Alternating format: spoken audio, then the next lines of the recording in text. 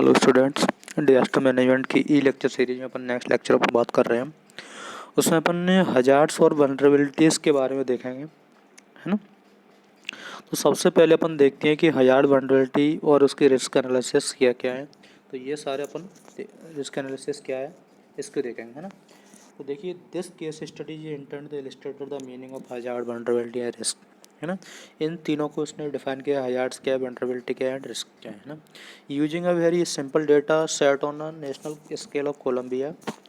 तो इसको अपन ने कैसे उनको इसकी केस स्टडी की है, वो किस बेस पे की है, जो कोलंबिया में क्या किया है। इसका एक सिंपल डेटा एक सेट किया गया था नेशनल स्केल पे कोलंबिया में, उसी के बेस पे अपन इसको समझेंगे, हैं। The occurrence of disaster depend on two factors, है। तो ये डिजास्टर का जो ऑकरेंस है वो किस पर डिपेंड कर रहा है, टू फैक्टर्स पर डिपेंड है। वो कौन से, एक तो अपना हजार्ड है, सेकंड अपना वल्नरेबिलिटीज है। तो हजार्ड क्या है, the probability of occurrence of a potential damaging phenomena, है ना। तो अपन कह सकते हैं कि हजार्ड्स क्या है, मतलब इसकी वजह से जो भी नुकसान होने की संभावना रहती है ना, probability of occurrence to potential damaging phenomena, है ना। जितने भी उससे डैमेज होने की जितनी संभावना है, उसी बेस उसकी जो क्या प्रोबेबिलिटी है, क्या उसका ऑकरेंस की जो कोई प्रोबेबिलिटी है, उसी के बेस पर अपन समझने की ये हजार्ड है ना। इसका वल्नरेबिलिटी क्या कहते हैं, the degree of loss resulting from the occurrence of the phenomena.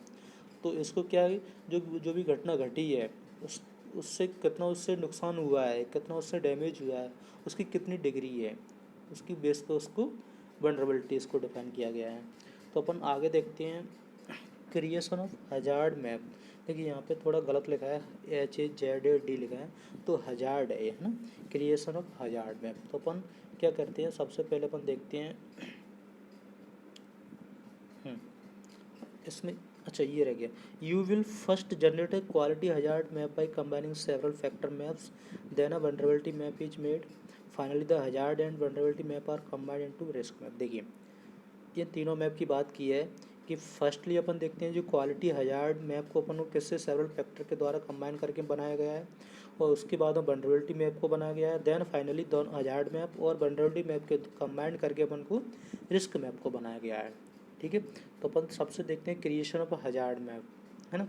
तो first attribute table are created the following import map, seismic hazard, landslide hazard, volcanic hazard and tsunami hazard and each erosion accumulated hazard, beach. तो ये जो भी following inputs map हैं, तो seismic hazard का, landslide का और वॉल्केनिक का, है ना, सुनामी हजार्ड, तो ये सारे अपन को इनकी पहले अपन को क्या करना पड़ता है, एक टेबल बनाई जाए, है ना। और to all classes in this map different weight value are assigned in their attribute table. तो इन सब के लिए, इन सारी क्लासेस के लिए एक डिफरेंट वैल्यू है असाइन की जाती है ना एट्रीब्यूट टेबल में। Then attribute map of the weight value are derived from all these map, these are the first factor map, है ना। Further with mapcalc factor are obtained from map on the inundation hazard, है ना। देखिए,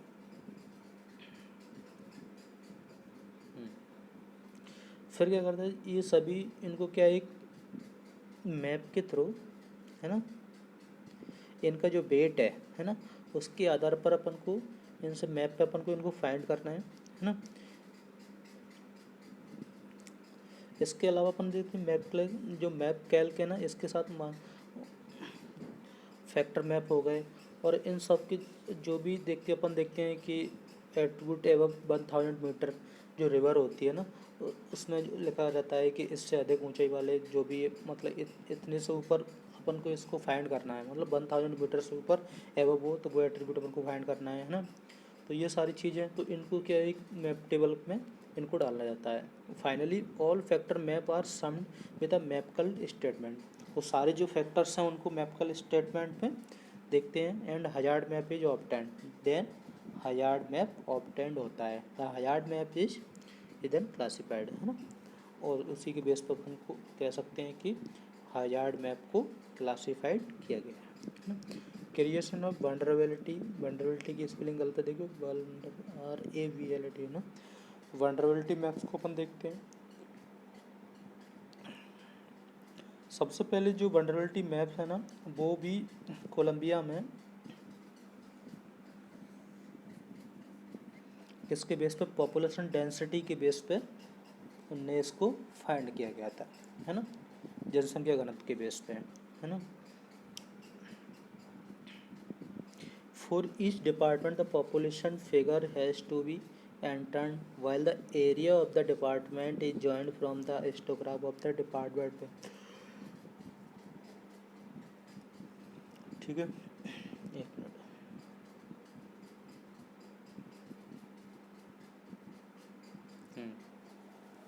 जो department की बात कर, इस डिपार्टमेंट में जो पॉपुलेशन फिगर है उसी के बेस पे क्या है, area of the department is joined from the histogram of the departmental map. Population density is then calculated through the simple tablet formula. जो पॉपुलेशन की डेंसिटी है उसको सिंपल टैबलेट फार्मूला के थ्रू इसको फाइंड किया गया है। Next attribute table are created in input map depreciating industrial regions, concentration of economic activities and man infrastructure, है ना। तो एट्रीब्यूट टेबल में क्या करते हैं, ये सारे इनपुट लिए जाते हैं, है ना। To all classes in these maps weight value are generate entered in their attribute table, ठीक है। तो मैप के तो सारी जो वेट वैल्यू होती है वो एंटर किया जाता है एट्रीब्यूट टेबल में। Subsequently attribute map of the weight value are derived, these are the first factor maps।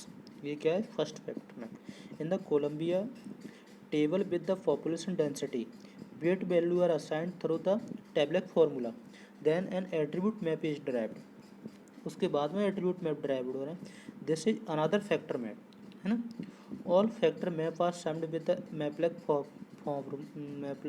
मैपकल formula and the vulnerability map is obtain. Then अपन वनरेबिलिटी मैप को ऑब्टेन कर रहे हैं, ठीक है। This vulnerability map is then classified, ठीक है।